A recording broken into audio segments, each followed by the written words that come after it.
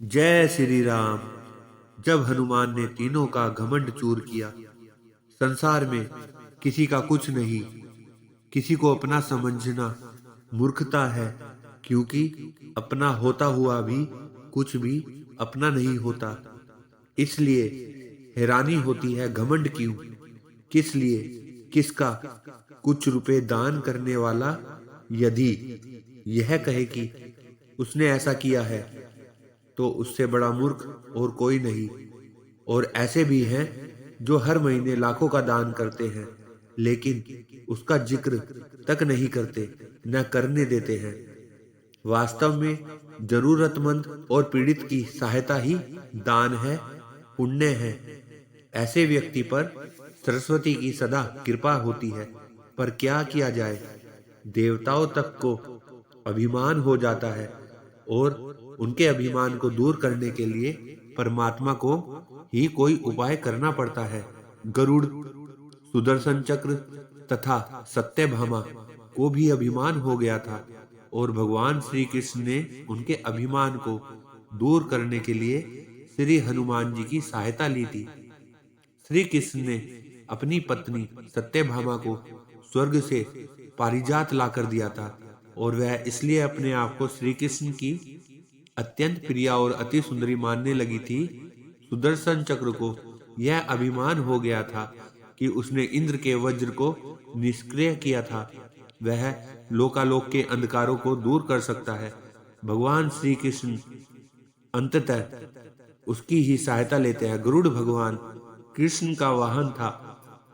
वह समझता था भगवान मेरे बिना कहीं जा ही नहीं सकते, इसलिए कि मेरी गति का कोई मुकाबला नहीं कर सकता। भगवान अपने भक्तों का सदा कल्याण करते हैं, इसलिए उन्होंने हनुमान जी का स्मरण किया। तत्काल हनुमान जी द्वारिका आ गए। जान गए कि श्री कृष्ण ने बुलाया है, और क्यों बुलाया है। श्री कृष्ण और श्री राम दोनों एक ही है, वह यह भी जानते थे। इसलिए सीधे राज दरबार नहीं गए, कुछ कौतुक करने के लिए उद्यान में चले गए। वृक्षों पर लगे फल तोड़ने लगे, कुछ खाए, कुछ फेंक दिए। वृक्षों को उखाड़ा, फेंक दिया, कुछ तो तोड़ डाला, बाग वीरान बना दिया। फल तोड़ना और फेंक देना हनुमान जी का मकसद नहीं था, वह तो श्री कृष्ण के संकेत से कौतुक कर रहे थे। बात श्री कृष्ण तक पहुंची। किसी वानर ने राज्योद्यान को उजाड़ दिया है, कुछ किया जाए। श्री कृष्ण ने गरुड़ को बुलाया, कहा जाओ सेना ले जाओ, उस वानर को पकड़ कर लाओ। गरुड़ ने कहा प्रभु, एक मामूली वानर को पकड़ने के लिए सेना की क्या जरूरत है, मैं अकेला ही उसे मजा चखा दूंगा। कृष्ण मन ही मन मुस्कुरा दिए, जैसा तुम चाहो, लेकिन उसे रोको जाकर। वेंते गए, हनुमान जी को ललकारा, बाग क्यों उजाड़ रहे हो, फल क्यों तोड़ रहे हो, चलो तुम्हें श्री कृष्ण बुला रहे हैं। हनुमान जी ने कहा मैं किसी कृष्ण को नहीं जानता, मैं तो श्री राम का सेवक हूँ। जाओ कह दो मैं नहीं आऊंगा। गरुड़ क्रोधित होकर बोला, तुम नहीं चलोगे तो मैं तुम्हें पकड़कर ले जाऊंगा। हनुमान जी ने कोई उत्तर नहीं दिया। गरुड़ की अनदेखी कर वह फल तोड़ते रहे। गरुड़ को समझाया भी, वानर का काम फल तोड़ना और फेंकना है, मैं अपने स्वभाव के अनुसार ही कर रहा हूं, मेरे काम में दखल ना दो। क्यों झगड़ा मोल लेते हो, जाओ मुझे आराम से फल खाने दो। गरुड़ नहीं माना। तब हनुमान जी ने अपनी पूंछ बढ़ाई और गरुड़ को दबोच लिया। उसका घमंड दूर करने के लिए कभी पूंछ को ढीला कर देते। गरुड़ कुछ सांस लेता, और जब कसते तो गरुड़ के मानो प्राण ही निकल जा रहे हों। हनुमान जी ने सोचा भगवान का वाहन है, प्रहार भी नहीं कर सकता, लेकिन इसे सबक तो सिखाना ही होगा। पूंछ को एक झटका दिया और गरुड़ को दूर समुद्र में फेंक दिया। बड़ी मुश्किल से वह गरुड़ दरबार में पहुंचा। भगवान को बताया वह कोई साधारण वानर नहीं है, मैं उसे पकड़कर नहीं ला सकता। भगवान मुस्कुरा दिए। सोचा गरुड़ का घमंड तो दूर हो गया, लेकिन अभी इसके वेग के घमंड को चूर करना है। श्री कृष्ण ने कहा गरुड़, हनुमान श्री राम जी का भक्त है, इसलिए नहीं आया। यदि तुम कहते कि श्री राम ने बुलाया है तो फौरन भागे चले आते। हनुमान अब मल्य पर्वत पर चले गए हैं। तुम तेजी से जाओ और उनसे कहना श्री राम ने उन्हें बुलाया है। तुम तेज उड़ सकते हो, तुम्हारी गति बहुत है, उसे साथ ही ले जाना। गरुड़ वेग से उड़े, मल्य पर्वत पर पहुंचे। हनुमान जी से क्षमा मांगी, कहा भी श्री राम ने आपको याद किया है, अभी आओ मेरे साथ, मैं तुम्हें अपनी पीठ पर बिठाकर मिनटों में द्वारिका ले जाऊंगा। तुम खुद चलोगे तो देर हो जाएगी, मेरी गति बहुत तेज है, तुम मुकाबला नहीं कर सकते। हनुमान जी मुस्कुराए, भगवान की लीला समझ गए।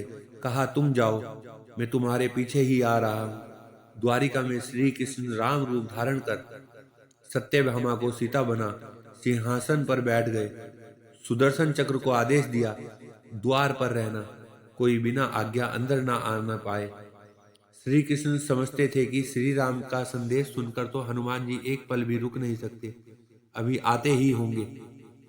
गरुड़ को तो हनुमान जी ने विदा कर दिया और स्वयं उससे भी तीव्र गति से उड़कर गरुड़ से पहले ही द्वारका पहुंच गए। दरबार के द्वार पर सुदर्शन ने उन्हें रोक कर कहा, बिना आज्ञा अंदर जाने की मनाही है। तब श्री राम बुला रहे हैं तो हनुमान जी विलंब सहन नहीं कर सकते। सुदर्शन को पकड़ा और मुंह में दबा लिया।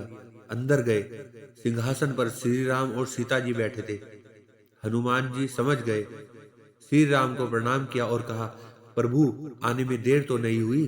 साथ ही कहा, प्रभु माँ कहाँ है, आपके पास आज यह कौन दासी बैठी है। सत्यभामा ने सुना तो लज्जित हो उठी, क्योंकि वह समझती थी कि कृष्ण द्वारा पारिजात लाकर दिए जाने से वह सबसे सुंदर स्त्री बन गई है। सत्यभामा का घमंड चूर हो गया। उसी समय गरुड़ तेज गति से उड़ने के कारण हाफते हुए दरबार में पहुंचा। सांस फूल रही थी, थके हुए से लग रहे थे, और हनुमान जी को दरबार में देखकर तो वह चकित हो गए। मेरी गति से भी तेज गति से हनुमान जी दरबार में पहुंच गए। लज्जा से पानी पानी हो गए। गरुड़ के बल का और तेज गति से उड़ने का घमंड चूर हो गया। श्री राम ने पूछा, हनुमान तुम अंदर कैसे आ गए, किसी ने रोका नहीं। रोका था भगवान, सुदर्शन ने। मैंने सोचा आपके दर्शनों में विलंब होगा, इसलिए उनसे उलझा नहीं, उसे मैंने अपने मुंह में दबा लिया था।